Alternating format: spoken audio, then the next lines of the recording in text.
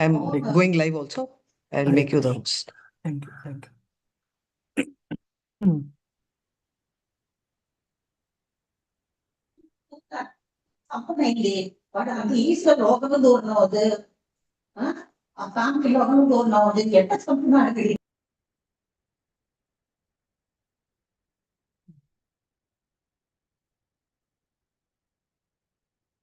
Hare Krishna, all Prabhuji's Mataji's Nityangi Mataji, excellent drama by Kannada language devotees yesterday evening. Very well. Hare Krishna Prabhuji. Panchang Pranam Prabhuji. Hare Yours also, Prabhuji. Krishna. So actually, I understand very little bit of Kannada based on my limited stay in Bengaluru, but I could relate and connect the dialogues by different devotees. Before the drama, I narrated Prabhuji. Yes, Mataji, I heard that. Yes. Hare Krishna. Hare Krishna. And Rasarangini Mataji, how Hare was Krishna, Prabhu. the yatra? Yatra was excellent, Prabhu. We enjoyed thoroughly. I think everybody enjoyed the food. Because we sort of stuck to the South Indian food this time. We Right. didn't want to try North Indian because South Indians are not really good at North Indian. So I thought, we'll give the flair of what's best for us. But everybody, we took a chance. We said, in fact, I re-altered the menu, telling that let's try this. But I think everyone seemed to have loved the food. So that is the first thing. I think Prasadam was easy way to get through. Of course, couple of places was very difficult in terms of coordination was Sri Rangam because the temple was very, very huge. So that is one. And no matter any amount of theory class or any amount of hand holding, we could not stick together. Same with Rameshwaram. But other than that, other temples, everywhere we were blessed to have Kirtan.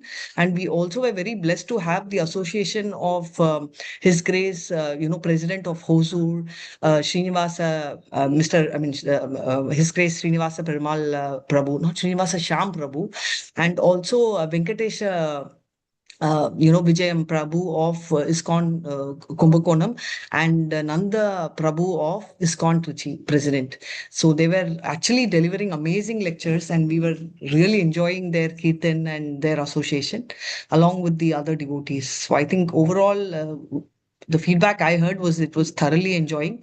Though heat was a little high in Trichy, but sort of other two places was okay, Prabhu. But the rest of the things were very huge temples. Given more time, we would have covered more, but the temples were very, very huge. So the coverage is we could max do 3 temples in the morning and another 2 temples in the evening.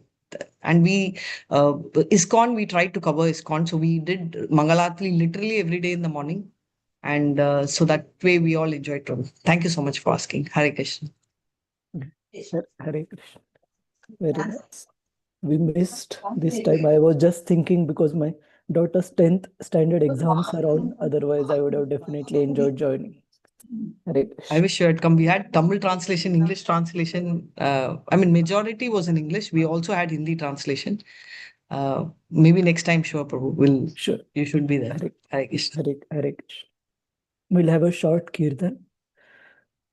Jai Shri Shri Radha Govinda Dev Ji ki Jai. Shri Shri Jagannath Baladev Subhadra Mai ki Jai. Shri Shri Gaur Nitai Bhagwan ki Jai. Srila Prabhupada ki Jai. Guru Maharaj ki Jai. Jaya Shri Krishna Chaitanya Prabhu Nityananda Shri Advaita Gadadhar Srivas Adi Gaura Bhakta Vrinda. Hare Krishna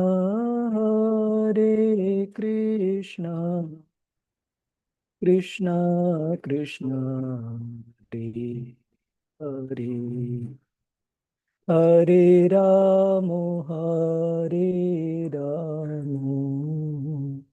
Ramo Ramo Hare Hare Hare Krishna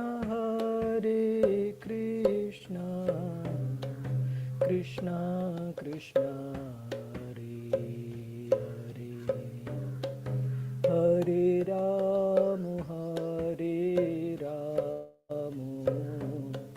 Ramo Ramo Hare Hare Hare Krishna Krishna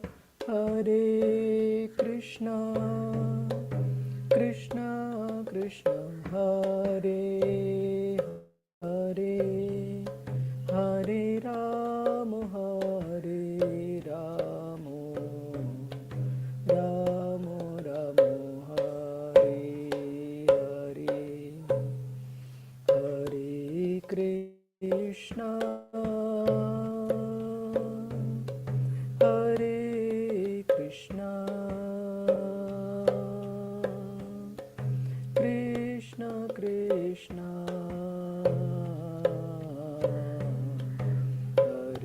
Hare Hare Hare Ramo Hare Ramo Ramo Ramo Hare Hare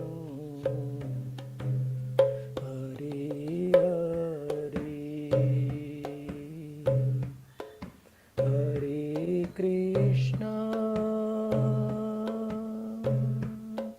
Hare Krishna Krishna Krishna Hare Hare Hare Ramo Hare Ramo Ramo Ramo Hare Hare Hare Krishna Hare Krishna Krishna Krishna Hare Hare Hare Ramo Hare Ramo Ramo Ramo Hare Hare Jayo Radha Govinda Radha Govinda Shri Radhe Jayo Gauranitai Gauranitai Gauranitai Jayo Gauranitai Jayo Jayo Prabhupada Prabhupada Prabhupada Prabhupada Jayo Gurudev Gurudev Gurudev Gurudev Harinam Sankirtan ki jai Srila Prabhupada ki jai Guru Maharaj ji ki jai Om Namo Bhagavate Vasudevaya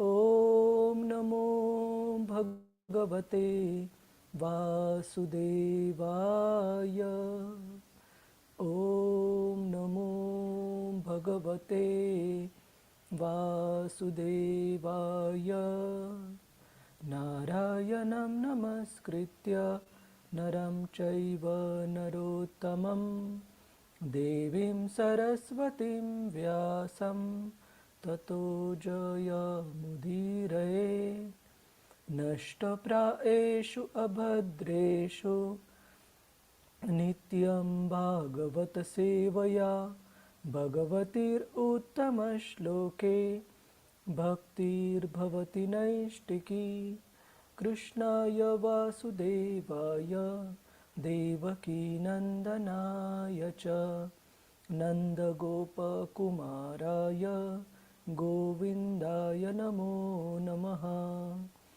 Om Ajnanatimirandhasya Jnananjana Shalakaya Chakshur Unmilitam Yena Tasmai Shri Gurave Namaha Sri Chaitanya Manobhishtam Sthapitam Yena Bhutale Swayam Rupa Kada Mahyam ददाति स्वपदान्तिकं वन्देऽहं श्रीगुरो श्रीयुतापदकमलं श्रीगुरोन् वैष्णवांश्च श्रीरूपं सागरजातां सहगना रघुनाथान्वितं तं सजीवं साद्वैतं सावधूतं परिजनासहितं कृष्णचैतन्यदेवं श्रीराधा कृष्णपदान्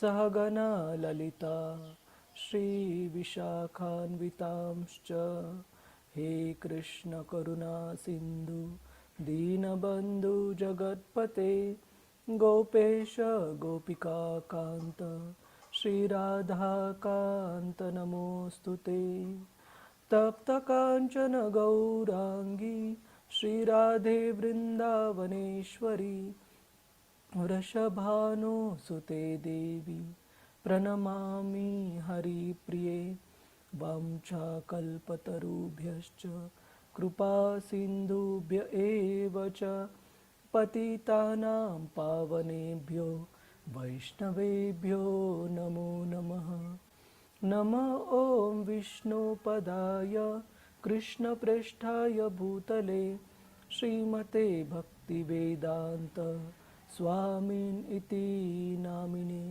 नमस्ते सरस्वते देवे गौरवाणी प्रचारिणे निर्विशेष शून्यवादी पाश्चात्यदेशतारिणे जय श्री कृष्ण चैतन्य प्रभु नित्यानंद श्री अद्वैत गदाधर श्रीवास आदि गौर भक्तवृंद हरे Krishna Krishna Krishna Hare Hare Hare Ram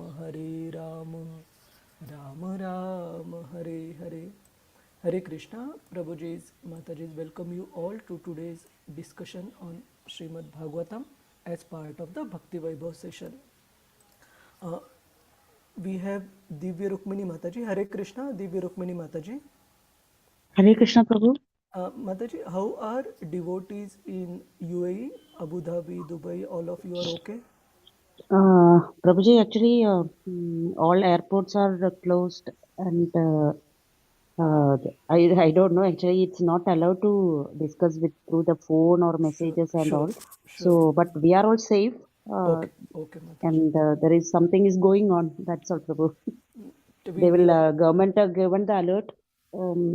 Alert yesterday night. Actually, 12 o'clock or something. They give the alert like don't go outside, like open areas and all. Be safe at home. That is what they are given the alert. Sure, So we are following it, Prabhu. Please take care, Mataji, and be all prayed Yeah. to Shri Yeah. Nrsimhadev, Thank you, Radha, Prabhu. Govinda Dev, that all of you are safe. Okay? Hare Krishna. All the programs are cancelled because of this one. Because we don't have today Sunday. We have programs like Bhakti Varsha programs will be there, but they are all cancelled. Understand. Yeah. Okay, Mataji. Take care. Anyway, Hare Krishna, Prabhu. Thank you. Thank you, Prabhu. Thank you for Hare Krishna. yeah. So, for those devotees who were not able to attend last time due to yatra, etc., we would have a quick recap of where we stand in Srimad Bhagavatam, Canto 2, Chapter 6.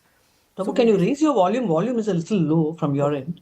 Okay, Thank you, okay. Prabhu. Hare Krishna. Hang on, let me hold. Is it better now, Mataji, if I hold the mic? Perfect, Prabhu. Very clear. Yes, Prabhu. Okay, Thank you. okay. Hare Krishna. So, we discussed last time briefly that how this particular chapter has been entitled by Srila Prabhupada as Purusha Sukta Confirm, because Purusha Sukta, these prayers are important part of Rigveda, which is considered as one of the Shruti literatures. And Shrutis, as the name suggests, are those scriptures which were passed on from one disciplic succession to another in the form of hearing. Guru speaking to the disciple and the disciples hearing and getting that knowledge.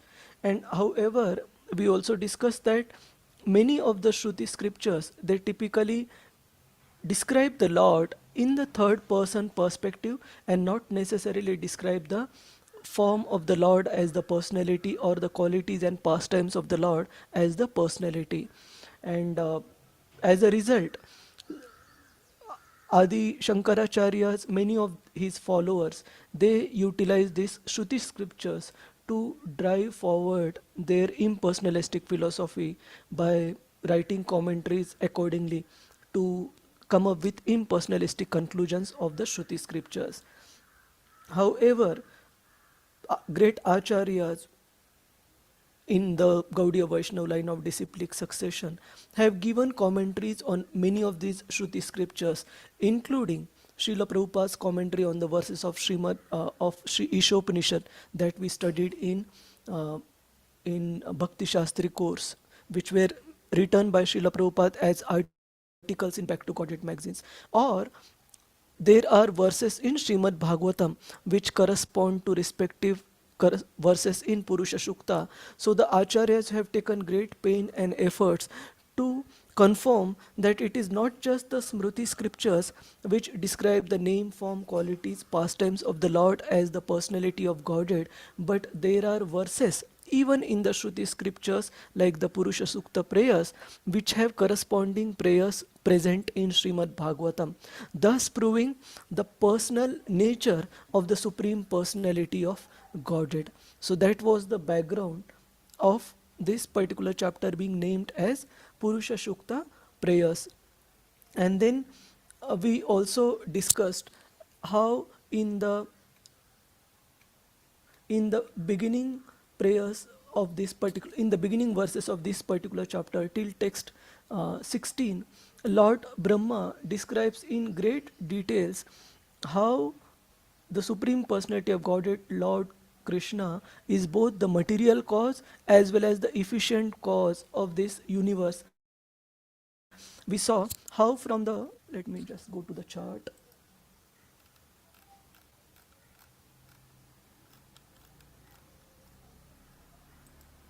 Yes. So we saw how from the subtle senses of the Supreme Lord Garbhodakshay Vishnu, from whom the Virata Rupa is emanating, are the specific elements, 5 material elements: earth, water, fire, air, and ether, uh, are emanated from the subtle senses of the Lord, and how the sense objects, they also emanate from the subtle senses of Garbhodakshay Vishnu. And we also discussed how the specific sense of the Virata Rupa and the respective sense Devatas, how do they emanate from the gross senses of Garbhodakshay Vishnu. So this proves that Lord Krishna is not just the efficient cause, that means he has not just provided skills and intelligence to Lord Brahma on how to create, but he has also provided the raw ingredients, the material, to Lord Brahma in order to create this cosmic manifestation. Thus, Lord Brahma proves through these verses how Lord Krishna or Lord Garbhodakshay Vishnu, he is both the material cause as well as the efficient cause of the cosmic manifestation.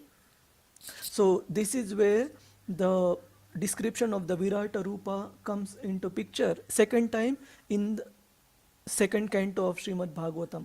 So first description came in the first chapter, which was by Shukadev Goswami to explain the object of meditation for the preliminary Ashtanga yogis, for the Ashtanga yogis who are still at the basic platform, who are still attached to some degree to material enjoyment. For such Ashtanga yogis, the object of meditation is Virata Rupa form of the Lord. So this is where the first time universal form was discussed in Bhagavatam, second canto. And second time it is being discussed by Lord Brahma to explain Lord Garbhodakshay Vishnu, who is the source of Virata Rupa, as both the material and the efficient cause.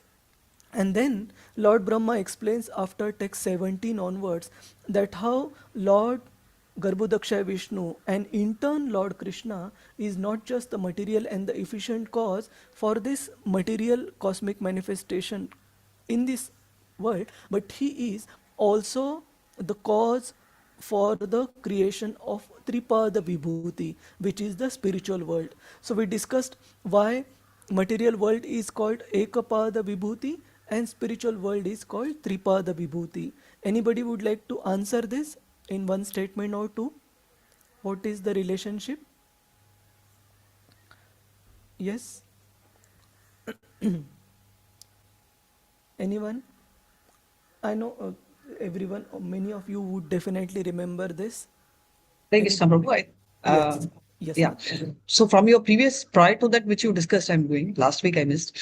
So you said 1/4 is material world, Material world, and correct. 3/4 is the spiritual world. So Correct. Ekapada means 1/4, Tripada means 3/4. Correct. Thank Both you. are from him. Hare Krishna. Thank you, Mother. So, Lord Brahma explains that how this cosmic manifestation may seem very magnanimous and may seem very adbhut or expansive, but much more expansive than this cosmic manifestation is the spiritual world, which is nearly 3 times. And 3 times is just a measurement. As such, the spiritual world is unlimited, but just for the comparison sake, it is called Tripada Vibhuti. And then we discuss that how these verses, initial part of this particular chapter 1 to 17, are based on the descriptions of the scriptures, that how we can understand Lord Krishna to be the material and the effective cause. So don't get confused by the word effective or efficient. It means the same thing. It means the upadana karana. So Krishna is the nimitta karana, which means material cause, and he is the efficient cause or effective cause, which means upadana karana. So then after text 22, text 23 onwards, Lord Brahma also mentions the pratyaksha pramana, how he personally realized Lord Krishna to be the material cause of everything, where Lord Brahma mentions that after he was born and when he needed to perform sacrifice, when he did not have any idea about how to collect the ingredients, how based on the intelligence that was granted by the Lord Krishna collected different ingredients from different bodily limbs, from different bodily parts of Lord Garbhodakshay Vishnu.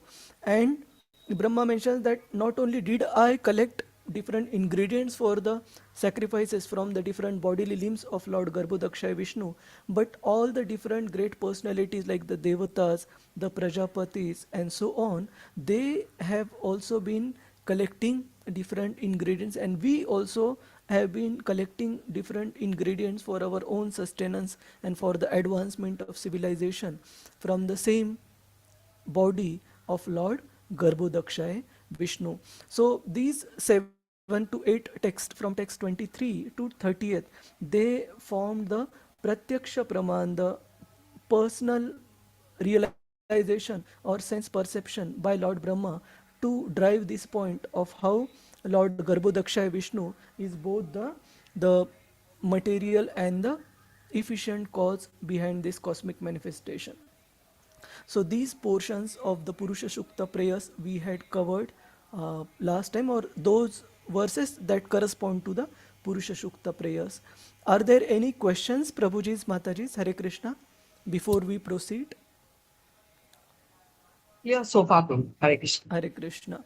Any other devotees? I hope so. While it is bit technical, we have tried to break it down as much as possible to understand the flow and to understand the context. So let me go to the text 30th.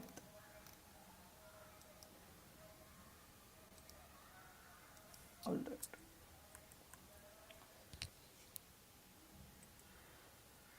Please try to recite. I just have, sorry, Prabhu, for lodging it. I just have one doubt, like last week, which you had discussed, which you told now, that the Brahma stuff talks about Pratyaksha Praman. How does Correct. that come under the category of Pratyaksha Praman? Because he personally realized what he taught in the earlier verses, how we realized it by being able to see those ingredients, being able to collect them for performance of his sacrifice. So Clear. understanding through the senses is pratyaksha praman, and understanding through the sound vibration is shabda praman. Clear, clear. So we are able to see those things like bhumi, apo, nalu. So that Correct. comes along. Correct. Clear. So Thank you. specifically, which ingredient did he collect? That is mentioned in text 23 onwards. That is Sure. okay. Thank We you. can refer to Hare this. Krishna. Hare Krishna. So let's try to recite the verse. Any other question? Prabhuji's, Mataji's, Venkata Narsimha Prabhu, all is clear? Hare Krishna. Yes, Prabhuji. Okay, okay, fine. So let's recite. All right. Lalita Vinodini Mataji, you want to read or you have any question? No, I wanted to read, Prabhuji. Sure, sure. And I could not hear your words clearly, Prabhuji. Okay. Oh, is it Yeah, only yeah, for now you? it is clear. I wrote it in the chat also. Sorry, Mataji. Now clear, Prabhu. Initially. Yes, Prabhuji. Hare Okay, Krishna. fine. Let me hold Shall I read, Prabhuji? Hare Krishna. We will recite the verse. Yeah, Hare Krishna. Tatascha manavat kale Tatascha manavakale ijire rishayo apare ijire rushayo apare pitaro vibudha daitya pitaro Vibhuda daitya manushya kratu Manusha Kratubir Vibhum. Translation. Yeah, translation by Srila Prabhupada ki jai. Thereafter, the Manus, the fathers of mankind, the great sages, the forefathers, the learned scholars, the Daityas, and mankind perform sacrifices meant to please the Supreme Lord. Yeah, Should I I think continue? this we had covered last time. So all the great progenitors coming from Lord Brahma, they also collected the ingredients from the body of Lord Garbhodakshay Vishnu, and they performed the sacrifices. So next verse, Mataji. Shall I continue or somebody else? You can continue, Mataji. Okay, fine. Narayane Bhagavati Narayane Yene Bhagavati Bhagavati Tadidam Vishwamahitam Tatidam Vishwamahitam Grihitamayor Gunaha Grihitamayorugunaha Sargadha Aguna Swataha. Sargadha Aguna Swataha. So before we go to the translation, here it is mentioned that although the Lord is aguna, that means he is beyond the three modes of material nature, what he has done, grahita mayoru gunaha, he accepts the three modes of material nature not directly but through his maya potency. For what? For the purpose of creation, maintenance and annihilation of this cosmic manifestation. So yes, Mataji, translation. Yeah, translation by His Divine Grace Srila Prabhupada ki jai. All the material manifestations of the universes are therefore situated in his powerful material energies, which he accepts self-sufficiently, although he is eternally without affinity for the material modes. Thank Popat also? you. 1 second, let me see. What is, yeah. So I have mentioned here a similar verse that comes in Bhagavad Gita, where Krishna mentions that Krishna is above, he is beyond the three modes of material nature.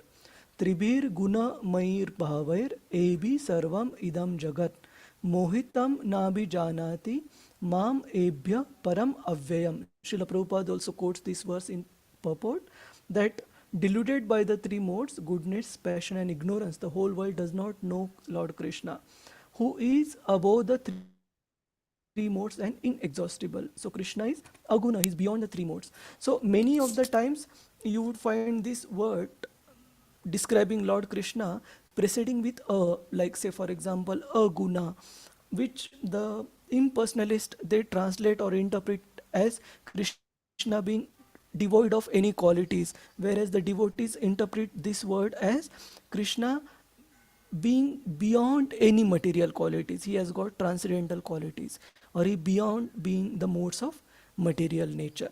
So we'll go through the purport. Let me just take, yeah, so it's not too big. We can read the complete purport, Mataji.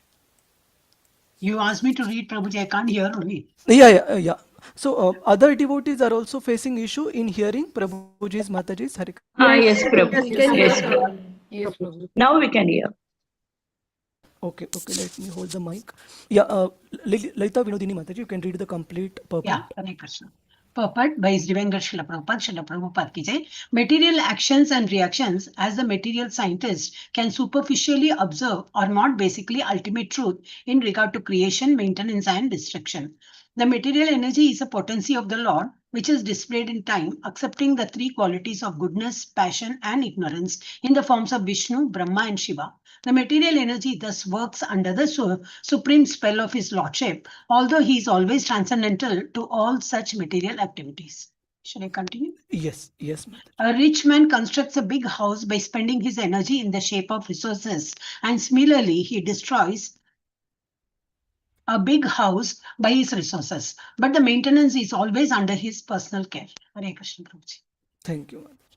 So here it is explained by Lord Brahma that although Lord is a gunaha, he is beyond the three modes of material nature. He accepts the guna avtaras, he accepts the incarnations for the respective modes of material nature in terms of Lord Vishnu, Lord Brahma, and Lord Shiva for the purposes of maintenance, creation, and annihilation of this cosmic manifestation. So, in this, it is explained that how the creation and destruction is performed by the Lord through his agents, including Lord Brahma and Lord Shiva. Lord Brahma performing the creation and Lord Shiva performing the destruction. And Prabhupada gives an analogy how a rich man, he can construct a house using his riches to construct, and if he wants he can destroy by employing the same riches. But as far as the maintenance of the house is concerned, he maintains the house by himself. But we do understand practically that even the maintenance the rich man performs through various subservients, through various maid servants who are employed by the rich man. So similarly, even for the maintenance, it is not that Krishna has to personally put his head and effort and intelligence, but Lord Vishnu again does the maintenance through his various agents who are deployed in the material world. So Krishna is responsible for all three, but specifically the task which he keeps with himself, with the Vishnu Tattva, is the maintenance, which again in turn is performed by his various representatives. So these analogies are very important, Prabhuji's Mataji's, not just from the exam perspective, but as much as possible, we should try to explain a Shastric point through the examples and the analogies which are given by our predecessor acharyas. So that's why to remember these, understand this is very paramount. So I have highlighted in different color. Mataji, you can continue with the rest of the purport. Yes, Prabhuji.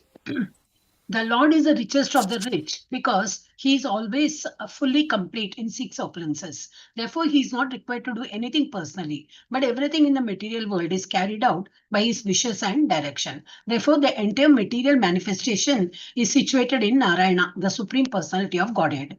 The impersonal conception of the Supreme Truth is due to lack of knowledge only, and this fact is clearly explained by Brahmaji, who is supposed to be the creator of the universal affairs. Brahmaji is the highest authority in Vedic wisdom, and his assertion in this connection is therefore the supreme information.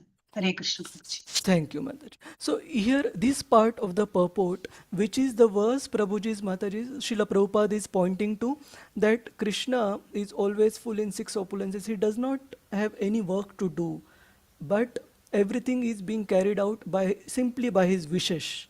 He doesn't have to personally do anything. What is the verse? I'm sure you would have read it many times in Srila Prabhupada's writings. You can use Google if you don't know the complete verse, or try to at least mention what is the beginning. Bhagavad Gita or Srimad Bhagavatam? Actually, in Srila Prabhupada's writing, so it's in neither of these two, but Prabhupada has quoted this verse many places in his purports, in Bhagavad Gita and Bhagavatam both. Prabhuji, come to 9th chapter of Bhagavad Gita. I'm not able to text the verse. Okay, sorry, which one, Mataji? Come again. On Prabhuji, everything is carried out by his wish and direction. Correct. So the verse is Natasya karyam karanam cha vidyate. So let's try to open this. Yeah. Natasya karyam karanam cha vidyate natat samas chabhyadhikas cha drishyate parasya shaktir vividhaiva shruyate.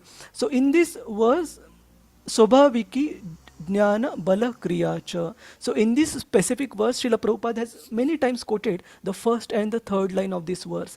Natasya karyam karanam cha vidyate. That means Krishna does not have any obligatory duties to perform. He is completely free with no obligations. But still, he works for out of his love for the living entities, making sure that they have an opportunity to reform their mentality, to enjoy separately and then come back to him.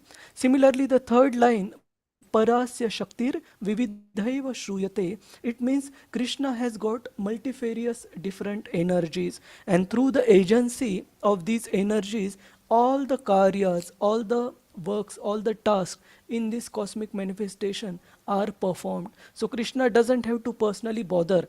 Simply by his thought or simply by his will, everything is perfectly in order. So this is a verse from Shweta Shvatara Upanishad, and Srila Prabhupada quotes it many times in his purports. We'll just read the translation as Srila Prabhupada has given us. The Supreme Lord has nothing to do, and no one is found to be equal to or greater than him. For everything is done naturally and systematically by his multifarious energies. That means simply by Krishna's wish, his energies make sure everything requisites are done as per his wish. Say for example, a businessman wants to establish a business. So of course Krishna is not a businessman, but theoretically considering Krishna to be that businessman, then simply by his willing, the business plan will be ready, the manufacturing facility will be ready, the outcome product will be ready, and the marketing and distribution of the product will be ready. Everything will be ready simply by the will of that businessman. So that is the position of Lord Krishna. Simply by his will, this cosmic manifestation is created, maintained and annihilated. Does this verse click to you, Matajis, Prabhujis, Hare Krishna? Does it sound familiar? 9.8 also, I think. Sorry, Mataji. Bhagavad Gita 9.8 also. 9.8 also Prabhupada quotes this. Okay, let's check once.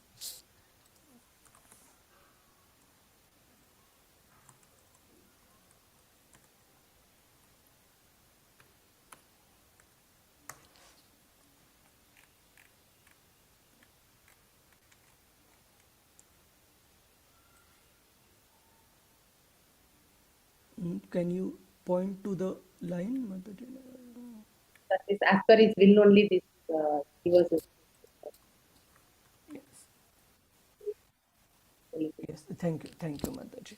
So this is the verse that Srila Prabhupada has quoted is as part of his purport many times. So here, coming back to this particular verse, Krishna is mentioned as the material and the efficient cause simply by his will. Although he is beyond the three modes, he does accept the relevant guna avtaras just for the creation, maintenance and annihilation of this cosmic manifestation. So we proceed. Just give me 1 minute.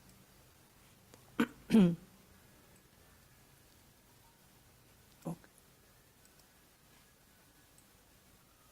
Next text 32.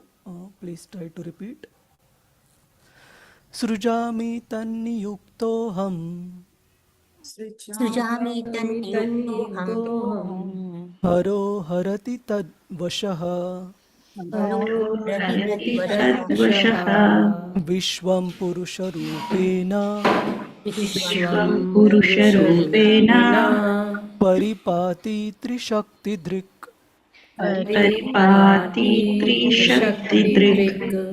So just one point, Prabhuji's Mataji, whatever Lord Brahma has answered to Narada Muni in the previous chapter and in the first 17-18 verses of this particular chapter, Lord Brahma is simply paraphrasing, putting it in the summary format in these three verses, text 31 to 33.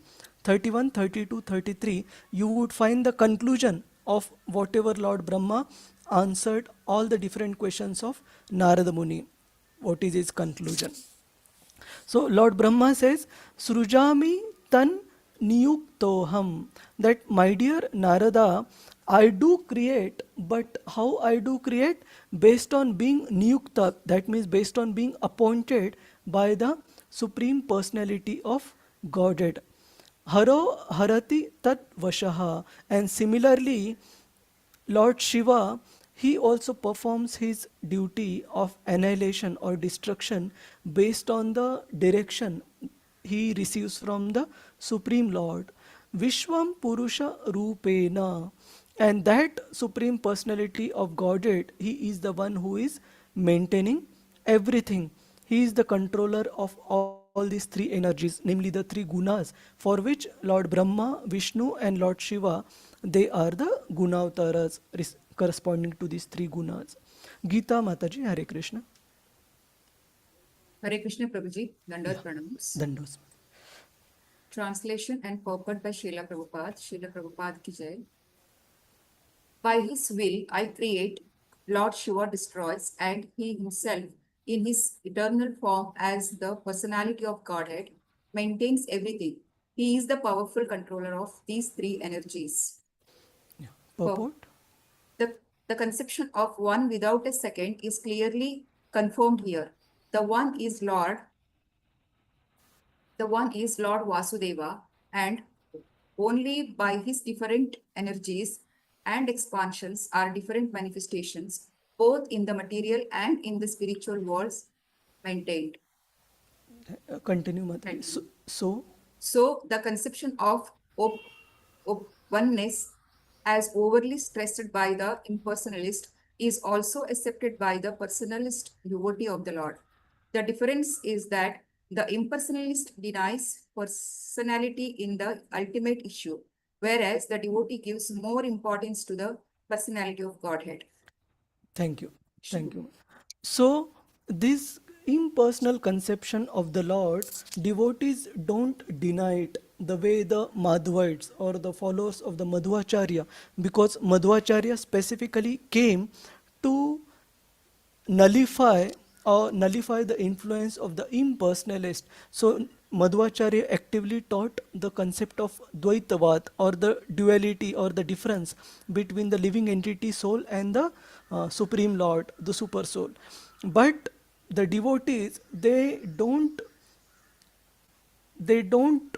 disagree, or they don't reject the impersonal conception of the Supreme Lord. They just consider the personal conception or personal understanding of the Supreme Lord to be more important, to be superior to the impersonal conception. So many times we ask this question, and even in initiation test and all, this is asked, is Krishna personal or impersonal? So Krishna is as such both, which we can see from the verses of Bhagavad Gita, where even Krishna himself describes to Arjuna his avyakta rupa, that means his form in his impersonal form.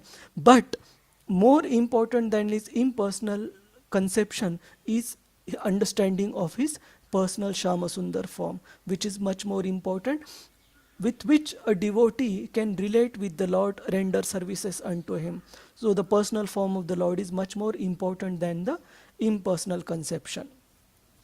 Any question on this basic fundamental philosophical understanding, whether Lord is personal or impersonal? No, Prabhuji. Anyone? Prabhuji's Mataji? Prima Priya Mataji, you were saying something? No, Prabhuji. It's clear. Okay. Hare Krishna Prabhu. Hare Krishna, Divya Rukmini Mataji. Prabhu, this I have doubt, like Lord Shiva is the actually it's the Gunavadara, no? That is Correct. the one, no? Not the Rudras coming from Brahma, no? Okay, see, in Chaitanya Charitamrita that description comes. So all the 11 Rudras, their source is the Sadashiv, okay, who is like Advaitacharya was Mahavishnu plus Sadashiv combined together. So the Sadashiv is the source of all the 11 Rudras, and Lord Shankar or Lord Shiva that we perceive in this material world or we are devoted to, he is one amongst those 11 Rudras coming from Lord Sadashiv. Is that all right? Prabhuji, it's in third canto. It's coming like that 11. That Rudra is coming from the anger for of the Yes, Brahma. which is mentioned, So correct, which is mentioned, correct. yeah. So there it is given 11 names of. In that one also there is one Shiva. Okay, when the annihilation takes place, so all these Rudras will go into the. But the Shiva is as per the from the Krishna's it's not incarnation, from the expansion for that avatara, that will be remains there, no? Okay, These 11 Rudras and am I right, Prabhu? So let's not get confused. Similar to the planets in the spiritual world, like the Vaikuntha planets, there is also a residence of Lord Sadashiv, who is the origin of all the 11 Rudras. So one thing to understand, Lord Rudra in the form of Lord Sadashiv is eternal. Okay, he is not temporary. Secondly, he is also not one of the Jiva Tattvas like Lord Brahma is. So it is definitely not a post, but it is a permanent personality. Although in that particular pastime of Lord Rudra appearing in between the eyebrows of Lord Brahma when he becomes angry with the four Kumaras for not being ready to enter Grahasthashram. So it is a pastime, but it doesn't mean that is the origin of Rudra. That is just a pastime where Rudra is born in this particular world. So is that all right, Divya Rukmini Mataji? He is eternally existing, but as part of his appearance in this world from Lord Brahma, he is appearing in that way. But Lord Brahma himself is a Jiva, whereas Lord Shiva himself is a Shambhu Tattva. So he is definitely exalted. Yeah, my confusion is it different, like the Rudra is coming from the eyebrows, that is in the material world, in this world, am I right? In this world, and it is as part of the pastime. So we see as part of the pastime, even Lord Krishna appears as the son of Devaki and Vasudeva, but that doesn't mean that is his origin. That is a pastime. Okay. Is that Okay, all Prabhu. right, Divya? Yeah, So yeah, he's yeah, Prabhu. eternally existing in the spiritual world, but Yeah, in this that's particular, Sadashiv. That is Sadashiv, no? correct. But Don't get confused. Shiva, Lord Sadashiv, don't get confused. So it is Lord Shiva only who is the. It's just that him we, though that personality whom we refer to as Lord Shiva is one of those 11 Rudras who are coming from Lord Sadashiv. So original Lord Shiva in the spiritual world is Lord Sadashiv. Prabhu, sorry for interrupting, an extension of the same thing. So they say Shiva prays Krishna, and it is put in Bhagavatam, Sadashiv prays to Sankarshana. So it means that the Sadashiv in the spiritual world looks up to Sankarshana, who is That is Balaram, fine. right? Yeah, which is fine, but I don't see a contradiction or a No, it's not a confusion contradiction. between. I'm clarifying extension of Yeah. that. It is not contradictory to your version. I'm just asking this as an addition to the existing one. Yes, Mataji. Yeah. Sure. Hare Krishna. Thank you, Prabhu. Hare Hare Krishna. Krishna. Probably, may I add something, Prabhuji? Yes. Probably, Prabhuji, Yes. the Raudra is anger, Prabhuji. From Raudra of Brahma, Rudra appeared. Yes. So yes, but what we mentioned was that is just part of the pastime in this particular kalpa, in this particular day of Lord Brahma. This is how Lord Shiva is appearing in this world from Lord Brahma, but he is as such eternally existing. Yes. Okay. Hare Krishna. Divya Rukmini Mataji, any confusion? Yes, then when the time of annihilation, these 11 Rudras, I mean the Rudra will also disappear. That is He will my, simply no. he will simply reside in the spiritual world. He has a planet in the spiritual world. Only Brahma is going directly to Krishna's abode. Lord Shiva is always in Krishna's abode. He is never away from it. It is just that for his service, he is residing here.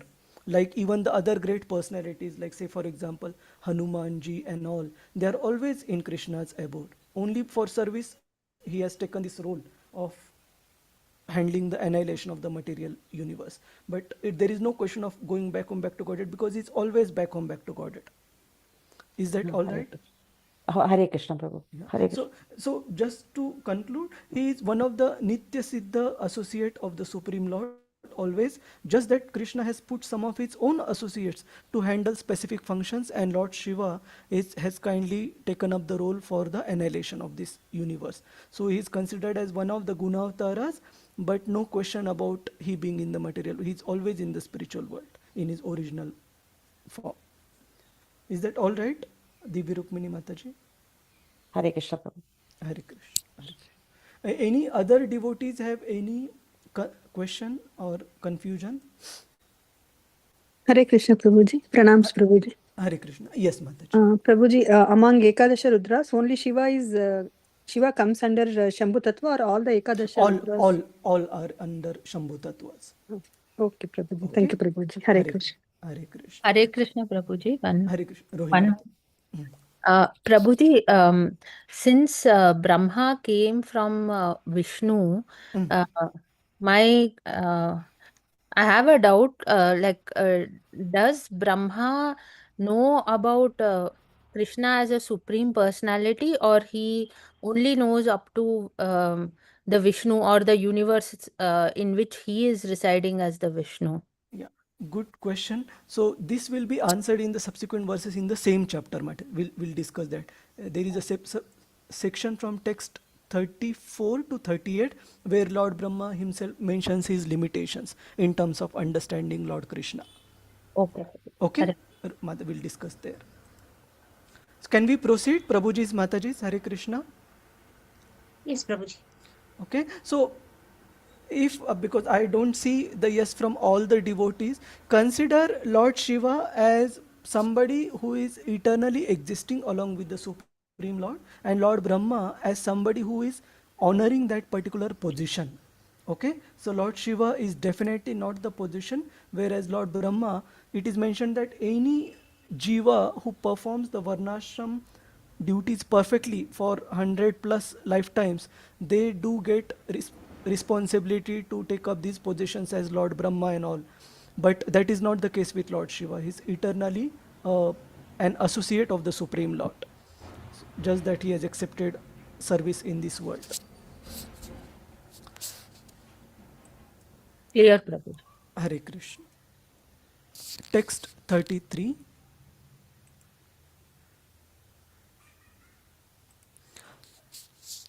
Iti te bihitam tata yatedam anupruchhasi nanyat bhagavata kinchit bhavyam sat asat atmakam.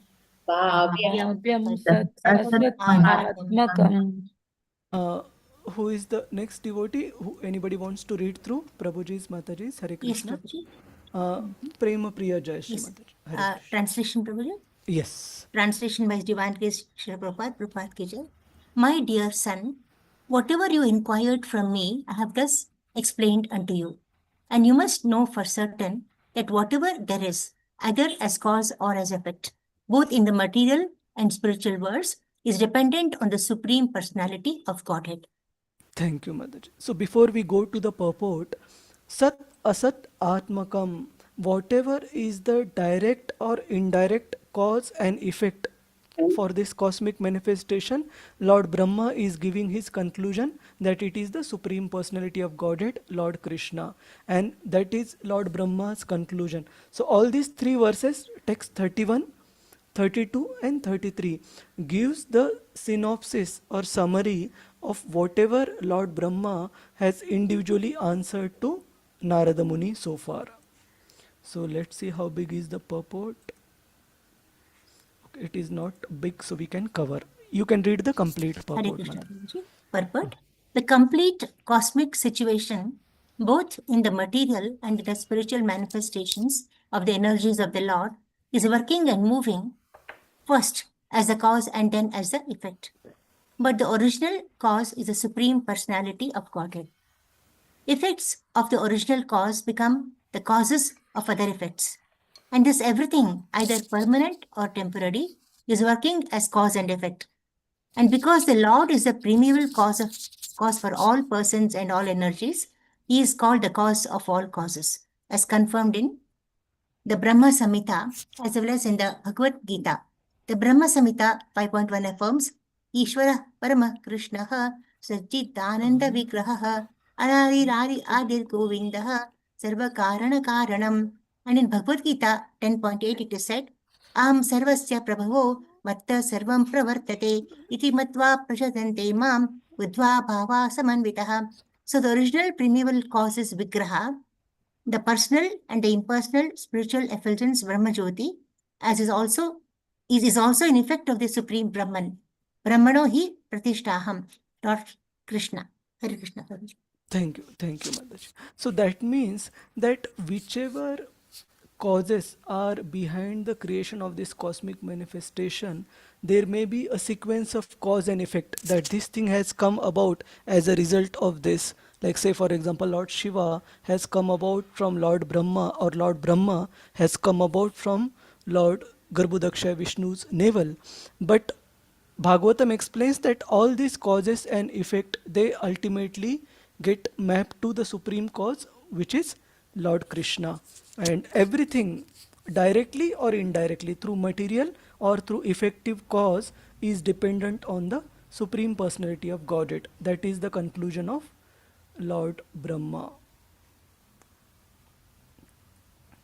Nanyat Bhagavata Kinchit Bhavyam Sat Asat Atmakam. So Krishna is both the cause of cause and effect.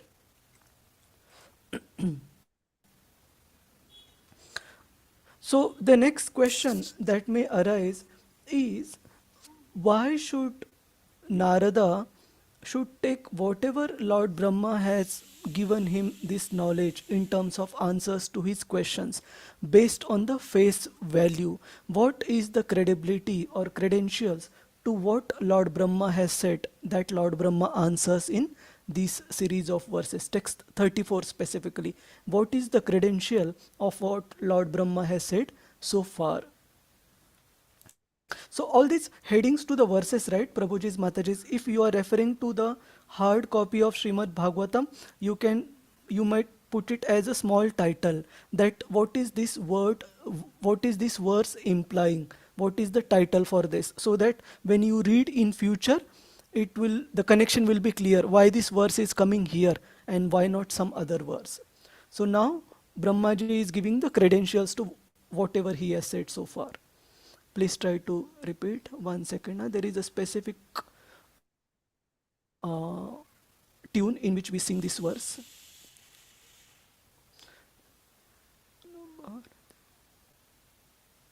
I forgot. Actually, I practiced it, but I forgot. Na bharati menga mrushopalakshate.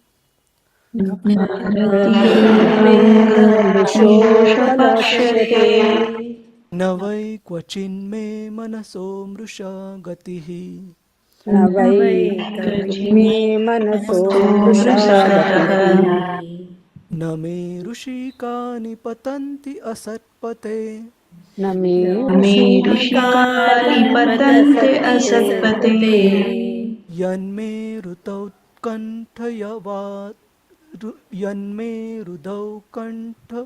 कंठ्यवता धृतो हरिः यन्मे हृदयकण्ठवता धृतो हरिः. So this is Ruda Utkantya Vata Dhruto Harihi. So Brahmaji is giving the primary cause or the reasons for whatever he is saying, why it is credible or it should be held as a pramana. So let's go through the translation. Reena Mataji. Hare Krishna Prabhuji. Translation by His Divine Grace, A.C. Bhaktivedanta Swami Srila Prabhupada, Srila Prabhupada ki jai. O Narada, because I have caught hold of the lotus feet of the Supreme Personality of Godhead Hari with great zeal, whatever I say has never proved to have been false, nor is the progress of my mind ever deterred, nor are my senses ever degraded by temporary attachment to matter. Hare Krishna. Thank you, Mataji. So before we go to the purport, what is the cause of Lord Brahma's credentials? Yan me rudau utkanta vata dhruto harihi. That he has caught hold of Lord Vishnu's or Lord Krishna's lotus feet within his heart with lot of utkantha. Utkantha means Prabhupada translates it as with great zeal and enthusiasm. Lord Brahma has held the lotus feet of the Supreme Lord within his heart. As a result of it, what all effects happen? Na bharati me anga mrushopalakshate. That means whatever sorry, whatever he speaks is never proved false. That means whatever he speaks is always truth. Plus, his progress of mind is never deterred as a result of Lord Brahma clutching onto the lotus feet of the Supreme Lord. Plus, his senses are never degraded by temporary attachment to matter. Now, please don't consider those scenarios where there have been some momentarily fall downs of Lord Brahma in terms of Lord Brahma being attracted to Mother Saraswati and so on and so forth. Those are exceptions arranged by the Supreme Lord to teach a very specific lesson. But these are the norms and these always stand good. Okay, so there is no doubt about Lord Brahma being always on the transcendental platform because of his position in devotional service. And because of that, whatever he speaks is always truth. His mind is always stable, is never deterred, and his senses are never degraded because of attachment to matter.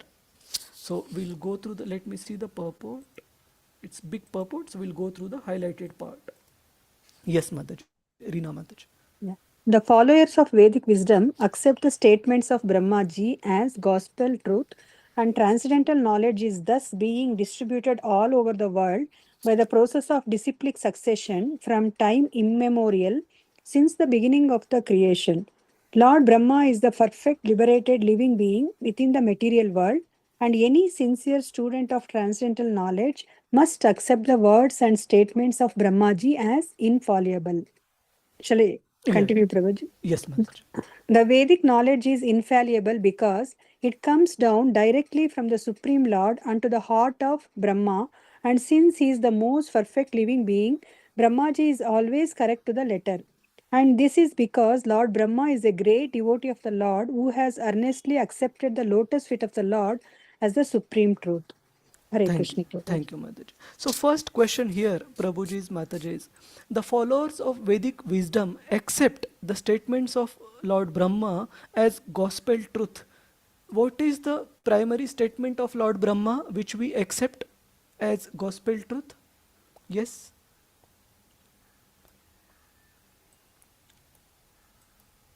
Not mentioned here, but in general, what is the primary quotation of Lord Brahma that Srila Prabhupada often quotes? Krishna, the Supreme Personality of Godhead. Yes, Dhanya Dhameshwari Mataji. It's from the Supreme Personality. First verse of Brahma Samhita. Yeah, Govindam Adipurusham. So, Ishvara Parama Krishna, Satchidananda Vigraha, Anadir Adir Govinda, Sarva Karana Karanam. That Lord Krishna is the cause of all causes and he is the Supreme Personality of Godhead. That is the primary statement of Lord Brahma, which all the devotees should consider as gospel truth. Why? Because Brahma is not an ordinary personality. He is mentioned as infallible. Now, who has quoted this verse? Lord Brahma himself. So is it that he is considering himself at a very high platform out of being proud or anything? Not at all. As we will see in the subsequent verses from text 35 to 38, Lord Brahma in all his humility, mentions that whatever I know of Lord Krishna is very limited. I don't know Lord Krishna sufficiently. But in order to prove the credentials of whatever he has answered to Narada Muni, he is mentioning that whoever personality who is firmly established in unalloyed pure devotional service, for that pure devotee, whatever he speaks will come true, whatever his senses would always be chaste in service to Lord Krishna, and his mind will never ever be distracted from the service to Lord Krishna. This is Lord Brahma's prophecy. Okay, so we will discuss this verse bit more in details with the help of few examples, but let's complete the purport first. Reena Mataji, continue. Therefore, the process of devotional service always begins in the service of the devotee who appears in disciplic succession. Shall I continue, Prabhuji? Yeah, yes, Mataji. The devotee's senses being engaged in the service of the Lord never go astray under the attraction of false material enjoyment. The plans of the devotee never go in vain, and all this is due to the faithful attachment of the devotee for the service of the Lord. This is the standard of perfection and liberation. Anyone, beginning from Brahmaji down to the human being, is as at once put on the path of liberation simply by his attachment in great earnestness for the Supreme Lord Sri Krishna, the primeval Lord. Thank you, Mataji. So while this Hare I have not mentioned in the slides, two examples from the life of Srila Prabhupada come to my mind to explain the point how the vision of a devotee is always perfect, and Krishna makes sure that the vision of a pure devotee is brought in truth, in manifestation. So one time this was narrated by Shama Sundar Prabhu, who acted as a personal secretary for Srila Prabhupada for a long period of time. So Shama Sundar Prabhu is Malati Mataji's husband, and those of you who have read Leelamrit would have heard about Shama Sundar Prabhu.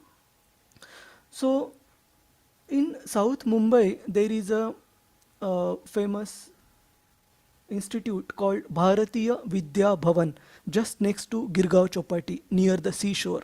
So once Srila Prabhupada was to deliver an address in Bharatiya Vidya Bhavan, and after the address, when Srila Prabhupada was climbing down the stairs of Bharatiya Vidya Bhavan, he pointed his cane, the walking stick, the cane that Srila Prabhupada used to use.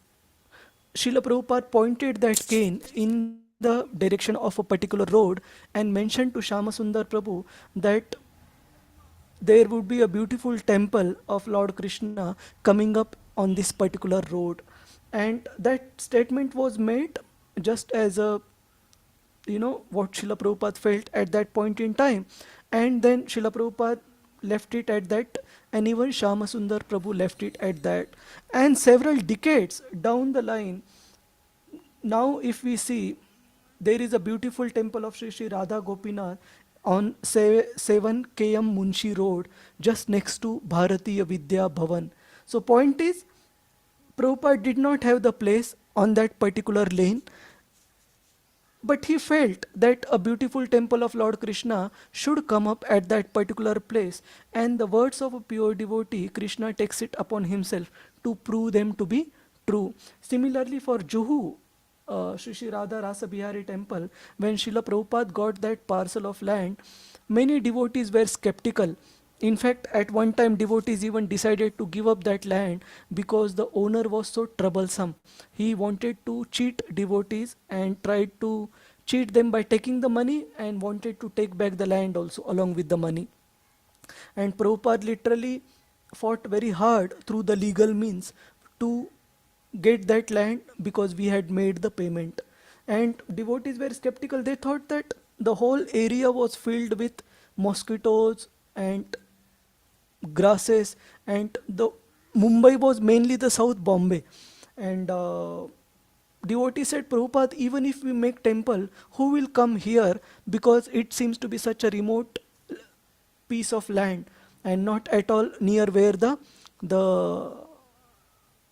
niche of the Mumbai, they reside in South Bombay. And what was Srila Prabhupada's conclusion? He said, let Radha Ras Bihari come here. This place will become one of the most sought after address in this city. And what is the situation now, Prabhuji's Mataji's? Juhu is considered as one of the most niche areas in Mumbai where all the Bollywood and many of the industrialists and all they reside. Of course, we don't need credibility of industrialist or Bollywood personalities residing at a place to say that Srila Prabhupada's prophecy has come true.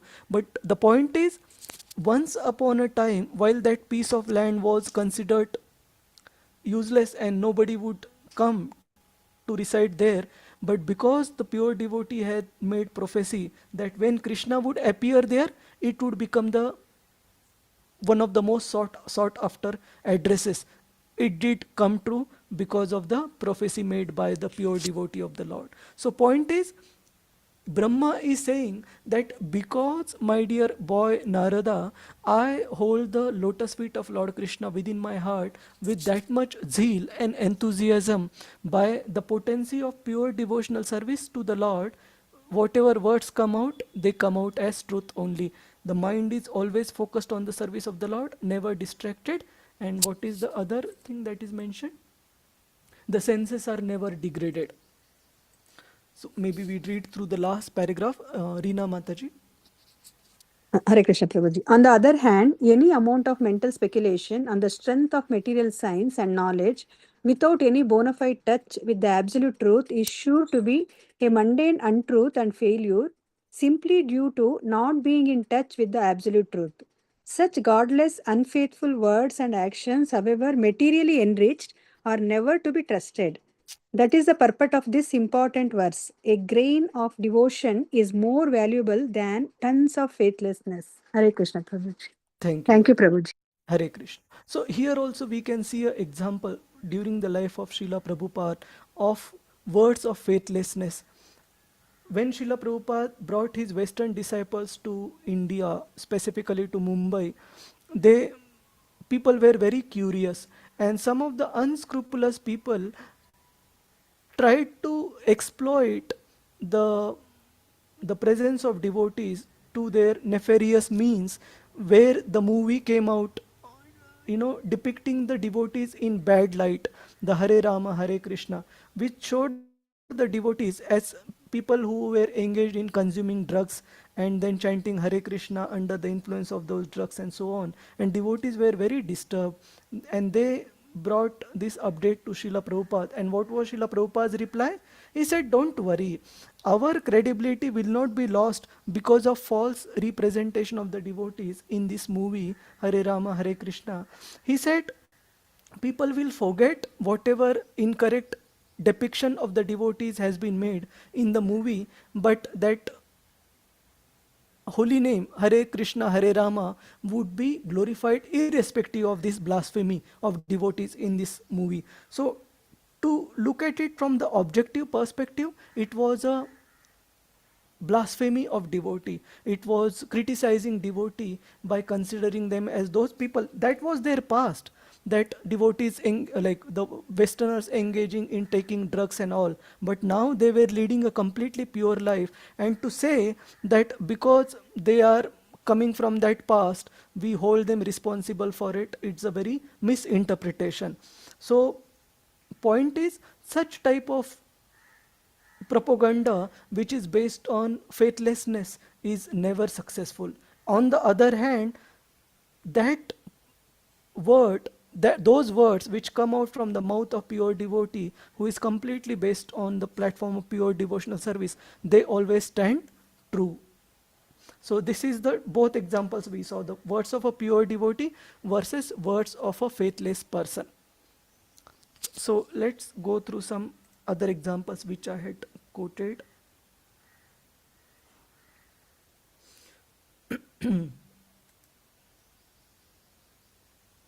Yeah, so here two examples I have quoted in the slide to explain how the words of a pure devotee, unalloyed devotee of the Lord, they are infallible.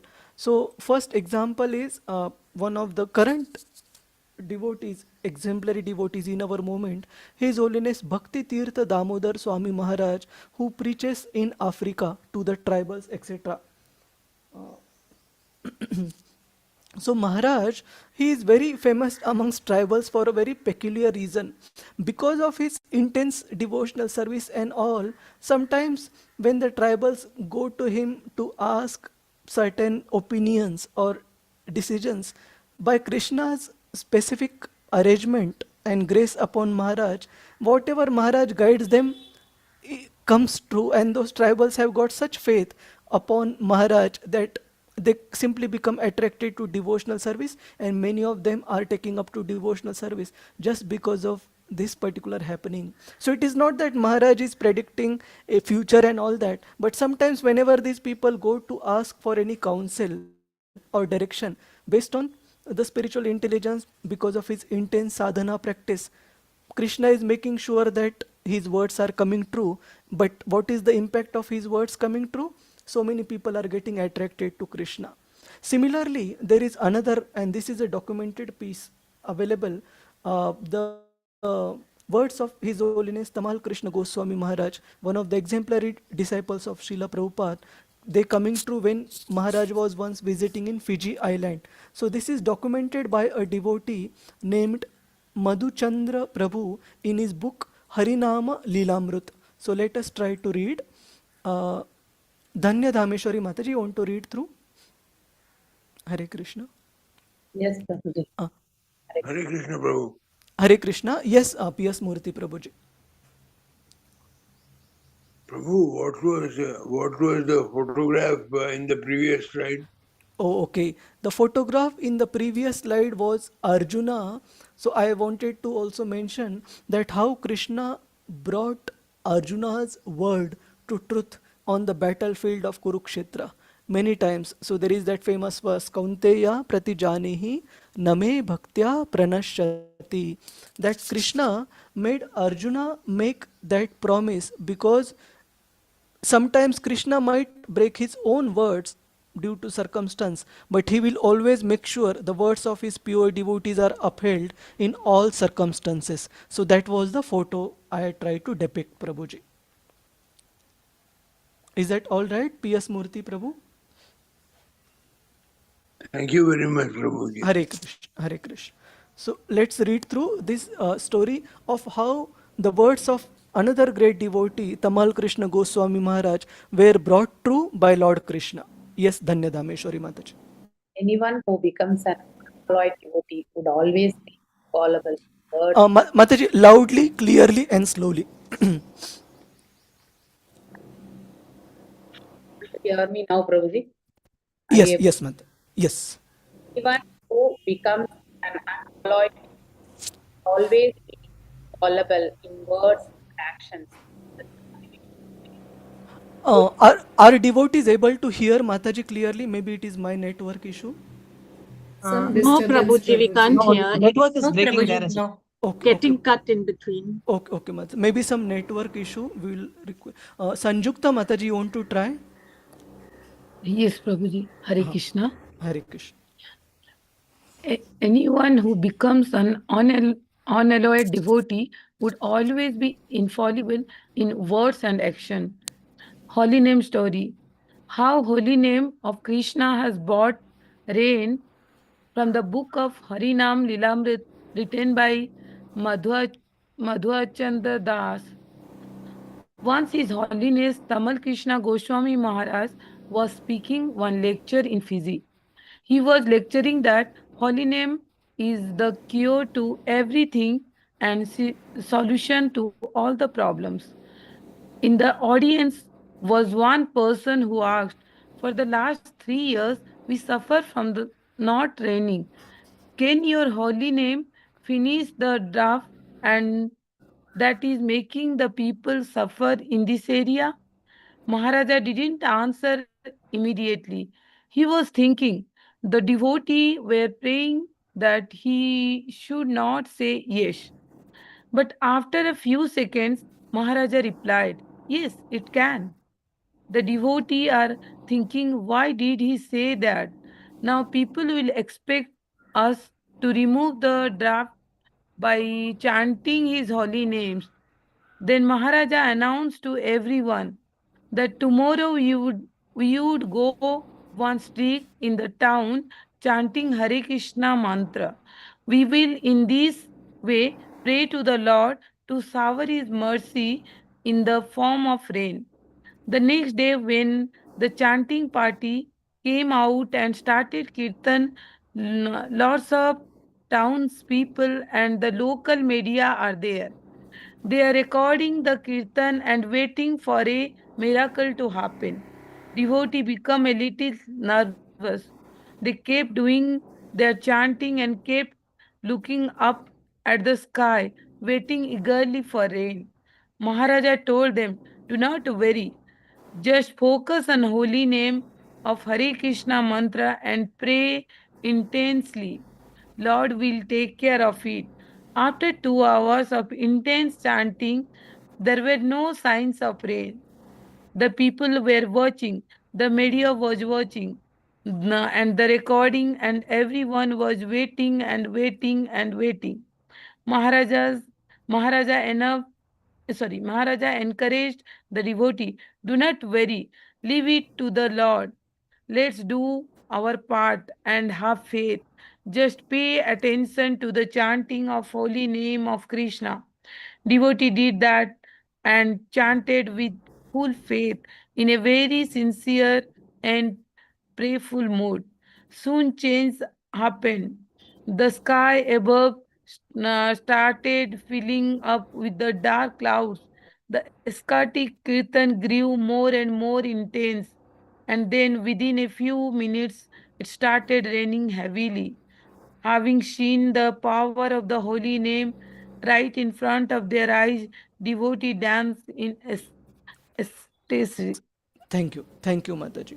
So here we see that in Fiji, when it was drought from almost 3 years, one person challenged Maharaj, Tamal Krishna Goswami Maharaj, in the class that you say that holy name is so powerful, so can it remove the drought which Fiji was facing at that point in time?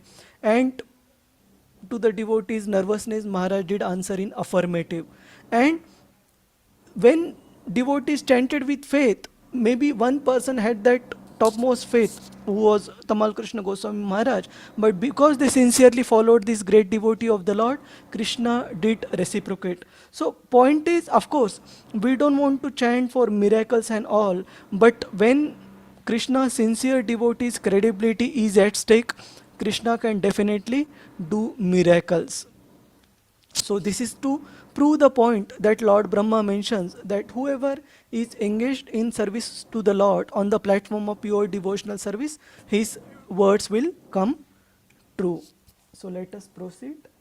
Any questions, Prabhuji's, Mataji's, Hare Krishna, from the examples that we saw? Of course, we don't want our faith to be very shallow, that only if Krishna shows me miracles, I would believe in him. That is not the purpose. But point is, those who are on the platform of pure devotional service, Krishna makes sure that the credibility of those words always remains. They don't prove false. Is that all right, Prabhuji's, Mataji's, Hare Krishna? Yes, Prabhuji. All right. So text 35.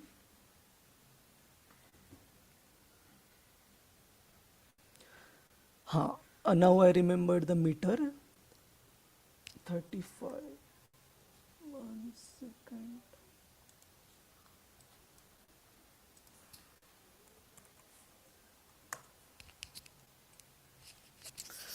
Soham samamnaya mayastapomaya.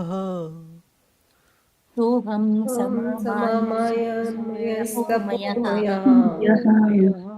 Prajapati nama bhivandita patihi. Prajapati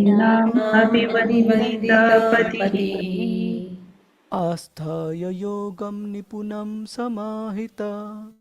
Asthaya yogam nipunam samahita Tam nadya gacchanyat atma sambhavaha. तं न न अद्यगच्छं यथा आत्मसम्भवः. Tarini Krishna Kanta Mataji translation. AC mechanic. Dandavas Mataji. Hare Krishna. Translation. Although I am known as the great Brahma, perfect in the disciplic succession of Vedic wisdom, and although I have undergone all austerities and am an expert in mystic powers and self-realization, and although I am recognized as such by the great forefathers of the living entities who offer me respectful obeisance, still I cannot understand him, the Lord, the very source of my birth. Thank you.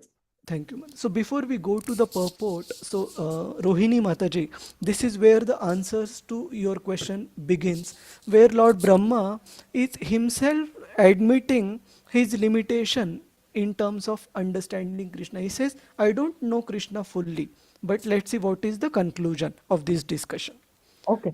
Hare Krishna. Yes, Tarini Mataji. Hare Krishna.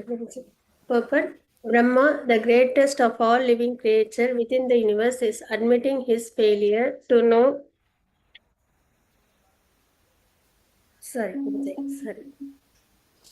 Failure to know the Supreme Lord, despite his vast learning in the Vedic wisdom, despite his austerity, penance, mystic powers, and self-realization, and despite being worshipped by the great Prajapatis, the forefathers of the living entities. So these qualifications are not sufficient to know the Supreme Lord. Brahmaji could understand the Lord to a little extent only when he was trying to serve him by the eagerness of his heart. Through the Kanta Yavata, which is the devotional service mode. Therefore, the Lord can be known only by the sincere mode of eagerness for service and not by any amount of material qualification as scientists or speculative philosophers, or by attainment of mystic powers. Thank you, Mataji. So before we proceed, here it is mentioned that all these qualifications of Lord Brahma, including being very learned in Vedic wisdom, or his austerity, or his penance, mystic powers, or even self-realization for that matter, these all qualifications cannot force Krishna to manifest himself in front of devotee. What is the qualification? To some degree, not completely. The qualification to some degree is Ruda Utkantya Vata. That means holding Lord Krishna's lotus feet in devotional service within our heart is the requisite qualification by which we can understand Krishna to some degree. So there is this famous verse from Bhagavad Gita which Srila Prabhupada is quoting.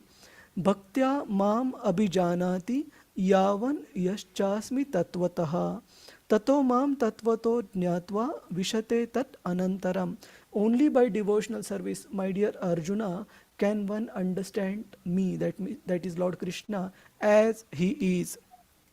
So there is a famous story which comes in Chaitanya Charitamrut and which we have seen few times, is of a milk-taking brahmachari. Let's try to quickly read through that. Yeah. Can you read through the highlighted part, Tarini Mataji? Yes, Prabhuji. Hare Krishna. Once a brahmachari, a celibate student who was very peaceful, honest, and faultless, practicing penances and living only on milk and fruits, not eating anything else, wanted to see the kirtans of the Lord. But the Lord personally shut the doors so that non-devotees may not enter. So this brahmachari would visit Srivas Pandit every day and repeatedly request him to allow him inside the kirtan. He would say, if you kindly take me inside your house during the kirtan, then I can feast my eyes to the pandits chanting and dancing. I will be ever grateful to you for this. Finally, one day Srivas Pandit replied, I know you to be a good person who spent a sinless life eating only fruits and milk, maintaining strict celibacy. I think you are eligible to see the Lord's kirtan and dancing. But you have to remain hidden inside the house since the Lord's order are that no one is allowed inside. He brought the brahmachari inside, who then carefully concealed himself. The Kirtan started and the Lord of the 14th world, Vishwambar, began to dance. The Lord Nityananda and Gadadhar Pandit danced around the Lord, while Advaita went dancing hither and thither, floating on waves of joy.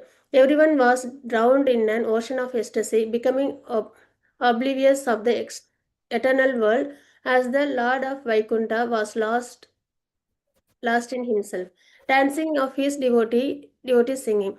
The only sound that was heard were the Lord's names, and the Lord exhibited all the ecstatic symptoms in unlimited waves.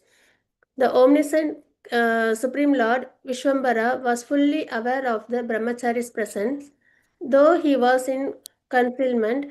After a short while, the Lord commented, "Today I do not feel the usual ecstasy while dancing. Can any of you explain this? Maybe someone is hiding inside the house. Please tell me the truth." Srivas Pandit became very afraid. He said, "My lord, I assure you there is no atheist or non-believer in this house, only a brahmachari, a fully qualified brahmana who is sinless and drinking only milk and eats only fruits. He had a strong desire to see you dancing. You were very right, my lord. He is here now in hiding." This information encouraged the Lord and said, "Right now, this very moment, take him out of this house. What spiritual sadhana does he possess to enable him to see my dance? How can he develop devotion to me by drinking milk?" The Lord dramatically raised his arms and pointing his finger to make a point, he continued, "Thus by drinking milk no one can attain me. Even a low-caste dog-eater can claim me if he takes full shelter of me. Then I also accept him. A person may be a renunciate, a sannyasi without worldly attachments, but if he does not surrender to me, then I do not favor him. Tell me, how did Gajendra the elephant, or Hanuman the monkey, or the gopis, the simple milkmaids of Raja, attain me? What great austerities did they perform? Even the demons perform severe penances and austerities, but they are slain because they do not surrender to me. I will not have any milk drinker here polluting everything. I will destroy everything."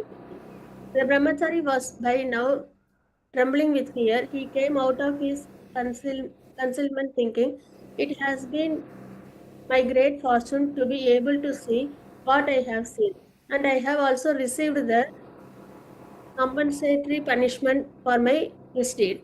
But what a wonderful dancing and singing I see. A devotee thinks and feels this way. He being the Lord's servitor is always willing to accept all chastisement from the Lord." The brahmachari started to walk out of the house with these thoughts in his mind, which of course were already known to the Lord. The most merciful Lord then had the brahmachari brought back to the house. He placed his lotus feet on his head and blessed him. The blessed Lord said, "Do not try to gain strength by performing austerities and penances. Render loving devotional service to the Supreme Lord Vishnu Krishna, for it is the highest of all other activities." Can I continue? Thank you, Mataji.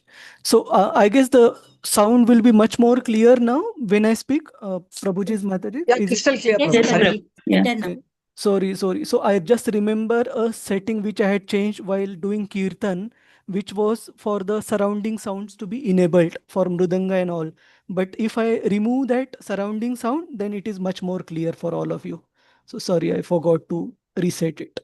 So everybody got this pastime, Prabhuji's Mataji's? Yes. Yeah. So this milk taking brahmachari, he was very austere, only taking milk and fruits and being strictly strictly adherent to the vow of celibacy, and he thought these would be the qualifications which should enable him to see Lord Chaitanya's dancing. But what did Lord Chaitanya mention? He said, just these austerities alone are not sufficient to know Lord Krishna, because he said even the demons, they also perform austerities. So what is big deal in it? Only devotion to the Supreme Lord is the only thing which can enable one to understand Lord Krishna. So of course we can understand it is not that Brahmaji does not have the devotion, but out of his humility, he is saying that I know Krishna only little bit. I don't know Krishna completely. Is this clear, Prabhuji's, Mataji's? Hare Krishna. Yes, Prabhuji. Yes, Prabhuji. Yes, Prabhuji. But failing in devotional service, one remains still imperfect, because even in that position of self-realization, one cannot factually know the Supreme Lord. By self-realization, one is qualified to become a devotee, and the devotee by service mood, bhaktya, only can gradually grow, can gradually know the personality of Godhead. So only by the mood of humility and service to the Supreme Lord, we can understand Krishna. We can't claim that we are qualified now. He must reveal it to us.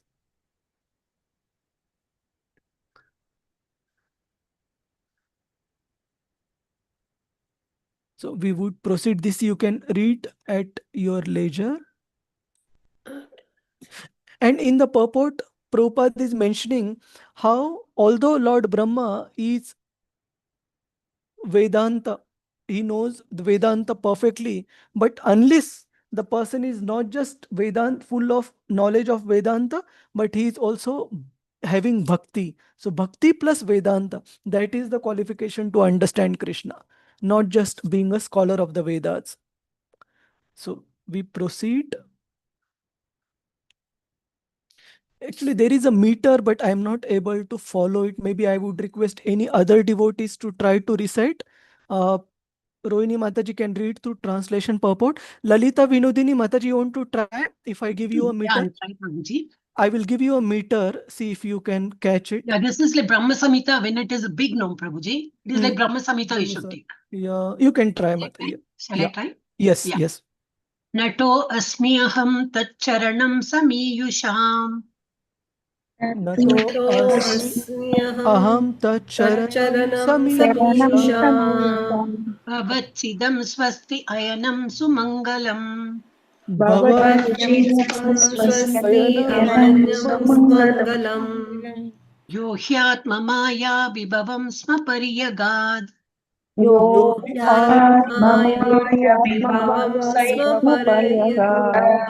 Yata nabhasvantam atapare kutaha. Yatha nabhasvanta athapare kutaha. Rohini Mataji. Hare Krishna. Yeah. Translation by His Divine Grace, Srila Prabhupada, Prabhupada ki jai. Therefore, it is best for me to surrender onto His feet, which alone can deliver one from the miseries of repeated birth and death. Such surrender is all auspicious and allows one to perceive all happiness. Even the sky cannot estimate the limits of its own expansion. So, what can others do when the Lord Himself is unable to estimate His own limits? Thank you, Mataji. Yeah. Purport. Lord Brahma, greatest of all learned living beings, the greatest sacrificer, the greatest observer of the austere life, and the greatest self-realized mystic, advises us, as the supreme spiritual master of all living beings, that one should strictly surrender onto the lotus feet of the Lord in order to achieve all success, even up to the limit of being liberated of material life and being endowed with all auspicious spiritual existence. Should I continue, Prabhuji? Yes, Mataji. A young man consults his experienced father about discharging his duties. So the father is naturally a good advisor. But Lord Brahma is the father of all fathers. He is the father of Manu, who is the father of mankind all over the universal planets. Therefore, the men of this insignificant planet should kindly accept the instruction of Brahmaji and would do well to surrender to surrender onto the lotus feet of the Lord rather than try to estimate the length and breadth of the Lord's potencies. His potencies are immeasurable, as confirmed in the Vedas. Parashya Shaktir Shaktir Vividhaiva Shruyate Swabhaveki Jnana Bala Kriyacha. Shvetashvatara Upanishad 6.8. He is the greatest of all, and all others, even the greatest of all living beings, namely Brahmaji, admits that the best thing for us is to surrender onto him. Thank you. Thank you, Mataji. So here in this verse, it is mentioned that Lord's greatness of Lord's potencies is so expansive that Krishna himself is also not able to estimate it. How do we understand? That means, is there anything lacking in Krishna? No. Definitely he knows his potencies, but by the time he can confirm that estimation, his potencies have already increased even further. So it is just like a very crude example we can give. Say somebody like who is rich in this world, say Elon Musk, for example. He may say that I have my net worth as these many billions of dollars at one point in time. But by the time he says that, those billions of dollars have already increased. Why? Because he has earned interest on that or whatever. So this is a very crude example, but Krishna, his potencies are always increasing. The wealth of rich people in this world sometime may even go down, but that is not the case with Krishna. Krishna's potencies are always increasing. As a result, Bhagavatam is saying that there is always a competition between Krishna's omniscience and his omnipotence.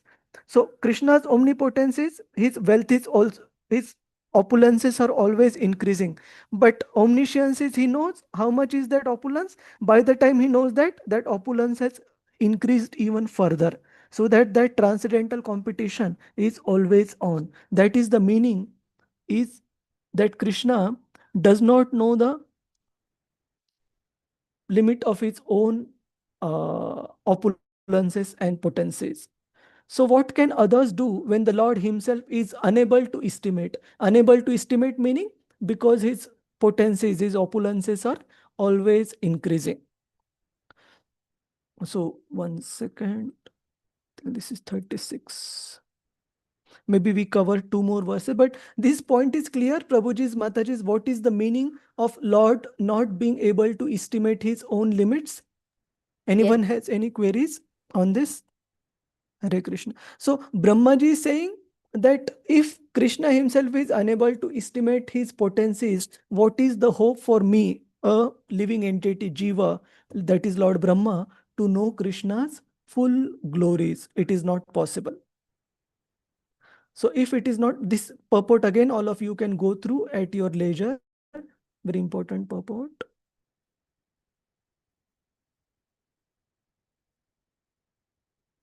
Rohini Mataji, you can continue with the translation, text 37 and 38. We'll conclude at 38. Yes, Prabhuji. Hare Krishna. Translation. Since neither Lord Shiva nor you nor I could ascertain the limits of spiritual happiness, how can other demigods know it? And because all of us are bewildered by the illusionary external energy of the Supreme Lord, we can see only this manifested cosmos according to our individual ability. Highlighted part. Purport. We have many times mentioned the names of 12 selected authorities, Dwadasa Mahajana, of which Brahma, Narada, and Lord Shiva head the list as the first, second, and third in order of merit of those who know something of the Supreme Lord. Other demigods, semi-demigods, Gandharvas, Charanas, Vidyadharas, human beings, or Asuras cannot possibly know fully about the potencies of the Absolute Lord, Sri Krishna. Thank you. Thank you. So here it is explained by Lord Brahma that the greatest of the Mahajanas, including he himself, Lord Brahma, who is the most intelligent being in this cosmic manifestation, or Narada Muni or Lord Shiva, if such greatest of the Devatas and the Devarshis and the Devarshis, if they don't know Krishna fully, then what to speak of personalities below them, including the Devatas or semi-Devatas. Semi-Devatas are like Charanas, Gandharvas, Vidyadharas. So they are personalities of the higher planetary system, but in terms of intelligence, still not up to the level of Lord Brahma and Lord Shiva, etc. So, or even the greatest of the human beings. Like when I was studying this purport, I wanted to imagine somebody who is very super excellent, say in human population. So I was thinking that the topmost of the intellectual human beings, say for example, the scientist or the IIT JEE topper, even they won't understand Krishna fully. If the Devatas are not able to understand, even the topmost of the human beings, they also have their limitations in terms of how much they can understand Krishna. So then what is the conclusion? Let me directly come to the slide. If we cannot understand Krishna fully, then what is the conclusion? Conclusion is that whatever we understand Krishna little bit, we should try to glorify the Supreme Lord based on that limited understanding. It is not possible to understand Krishna fully. Whatever little bit we know, we should try to glorify based on that ability that Krishna has given us. So this is a verse. Maybe we will conclude with this verse. Anybody would like to recite? Divya Rukmini Mataji, you want to recite? This is a famous verse. Hare Krishna Prabhu. Yeah. This the one? Tathapi. Tadhapi kirtayamyanka. Tatapi kirtayamyanka. Tathapi kirtayami anga. Yadhamadi yadhashrutam. Yathamati yatashrutam Kirtim hare swam sat kartum.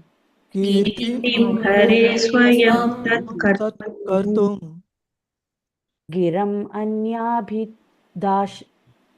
dasadim. Giram Anya Dashati. Translation. In spite of my inability, whatever I have been able to hear from the spiritual master and whatever I could assimilate, I am now describing in glorification to the Lord by pure speech, for otherwise my power of speaking would remain unchaste. Maitreya Maharshi to Vidura in Srimad Bhagavatam 3.6.36. Thank you, Mataji. So Maitreya Maharshi is admitting to Vidura that if we don't engage our faculties in glorification of the Supreme Lord, then our faculties, including the power of speech, power of hearing, and all other working, and the Gyanendriyas, the knowledge acquiring senses that we have acquired, those senses will remain unchaste unless we utilize them in glorifying the Supreme Lord. So the conclusion is that it is not important how much we know Krishna. What is important? Whatever we know Krishna, we should utilize that limited understanding to glorify him to the best of our ability. That is the conclusion.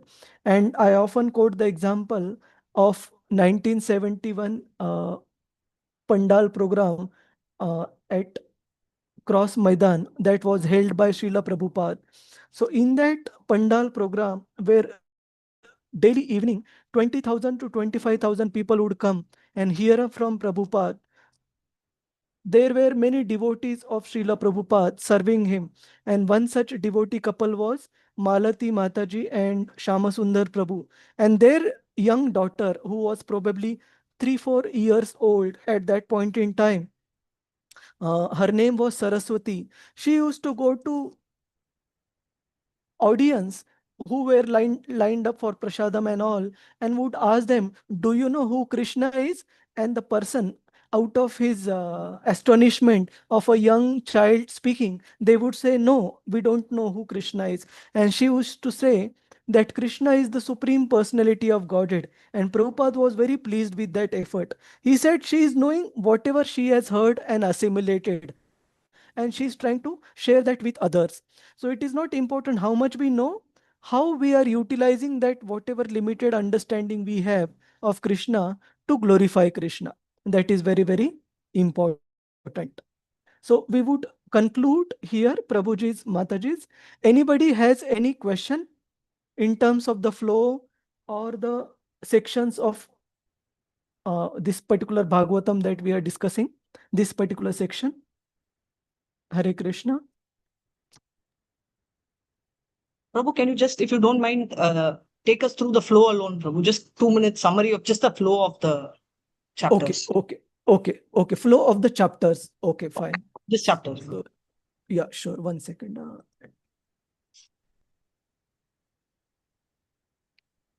Okay, so we enter Canto 2 of Srimad Bhagavatam with Maharaj Parikshit's 2 questions at the end of first canto, namely, what is the means for all good for people in general, and especially what is the duty of a man who is about to die? That was first question. And second question was what one should not hear about, chant, glorify and discuss, and what one should hear about, chant, glorify and discuss. So this is the beginning of Canto 2. So in the first chapter, Shukadev Goswami answers the second question first by saying that for a materialist, there are thousands of topics for discussion. However, one who knows the Atma Tattva, one who knows about Lord Krishna, there is only one topic for discussion, which is glorification of the Supreme Lord.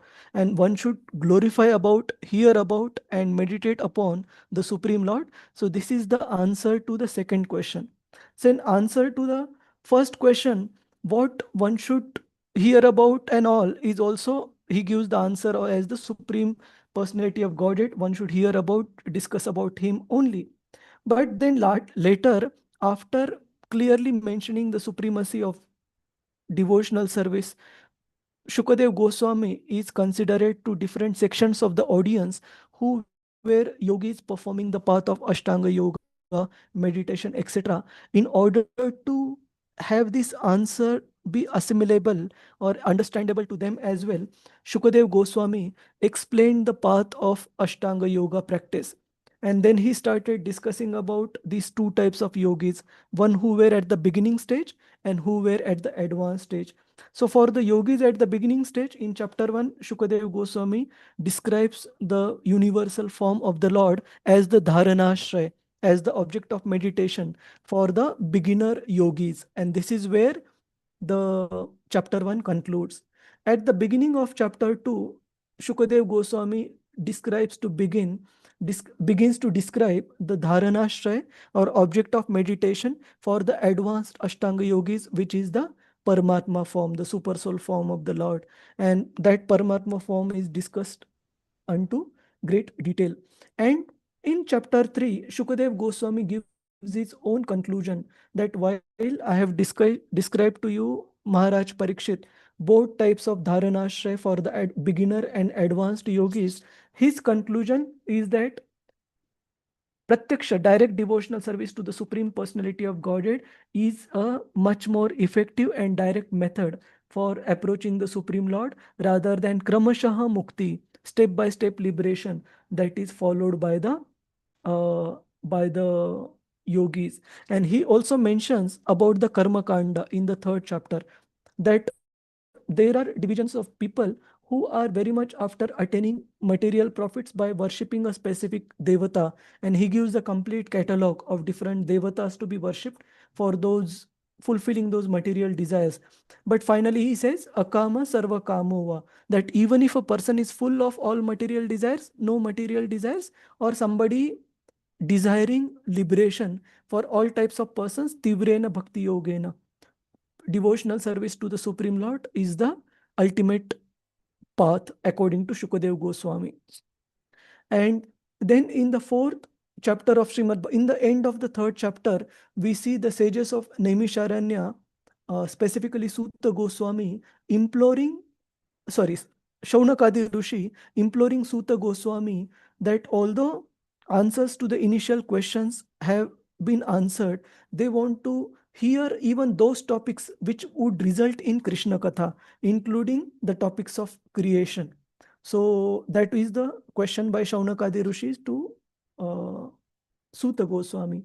And then in chapter 4, Sutta Goswami begins to answer this question by referring to the answer given by Shukadev Goswami to Maharaj Parikshit, who in turn refers to Brahma Narada Samvad, where Narada Muni has asked a set of questions to Brahmaji, and how did he answer those questions? So that is where the chapter 4 concludes.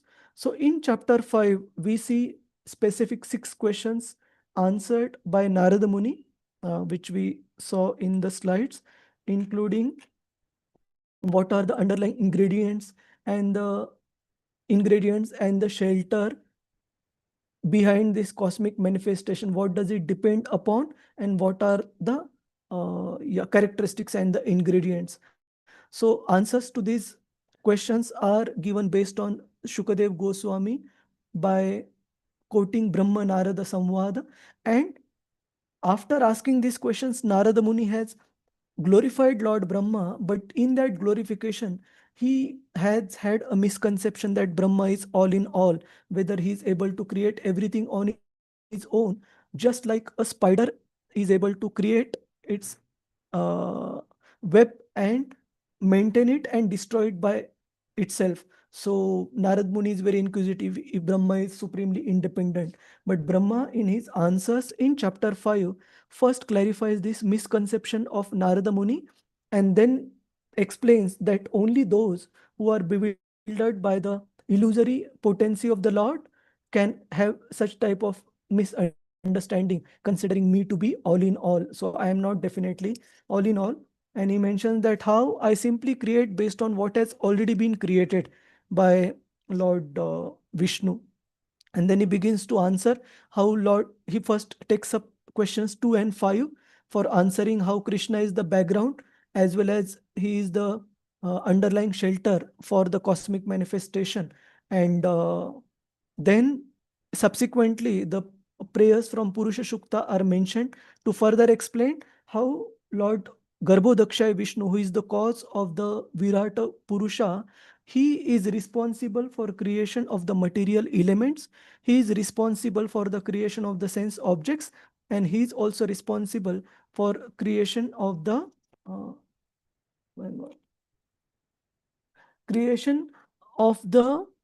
sense devatas also. So how he creates Pradhana, followed by Mahatattva, and followed by Ahankar.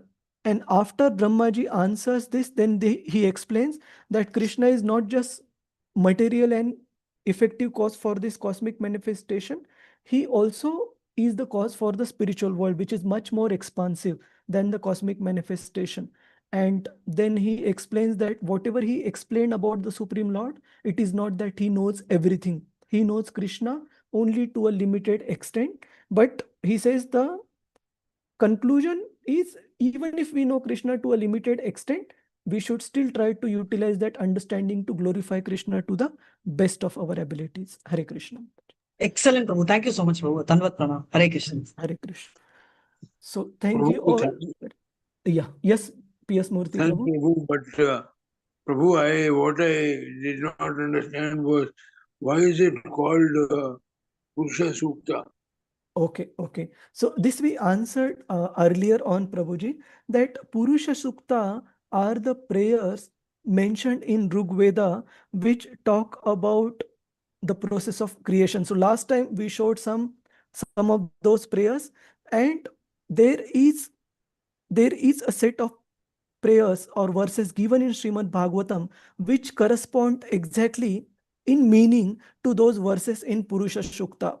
So because Purusha Sukta comes from Rig Veda, Prabhu. Yes, it comes in Rig Veda, correct. Yeah, and Rig Veda, there is also, this is Purusha Sukta, there is reference to universal form. Correct. So because those similar prayers are mentioned in Purusha Sukta, which are typically used by the impersonalist to give impersonalistic commentary, our acharyas, including Vishwanath Chakravarti Thakur, Baladev Vidyabhushan, subsequently Srila Prabhupada, have given commentary on Srimad Bhagavatam verses and have been giving relationship that see, this verse in Srimad Bhagavatam also corresponding description appears in Purusha Sukta. So the conclusion that Lord Krishna is the Supreme Personality of Godhead and pure devotional service is topmost, that is given in Srimad Bhagavatam, which is a Smriti scripture, also applies to the Shruti scripture. That is the purpose of this title, Purusha Sukta confirmed. That means the conclusion of Bhagavatam can also be drawn from the similar verses appearing in the Shruti literature, Shruti scripture. Is that all right, P.S. Murthy Prabhu? So we have a slide dedicated to this in chapter 5. Last 2 slides you can refer to. If you still have doubt, we can discuss further. Is that all right, Murthy Prabhu? Yes, Prabhu. Hare That's a lot of input, Prabhu. Hare Krishna, Hare Krishna. Any other question, comment? Hare Krishna. Prabhu, the original Purusha Sukta technically focuses on the not just the Purusha avatar, right? It actually focuses on the Mahapurusha, but they are they are misleading it as impersonalism, right? Is my Correct. understanding correct? Correct. Okay. So original Purusha Sukta, it focuses on the Virata Rupa form of the Lord. Okay. It say, for example, different planets, it compares to the different limbs of the Lord, so on and so forth. So which is bit technical, and impersonalists use those technicalities and third person description to drive their agenda. So that's why Vaishnava Acharyas have given personalistic commentary about Lord Krishna. Thank you so much. Hare Krishna, Hare Krishna. So thank you all, Prabhuji, very much. And next week we would conclude this chapter.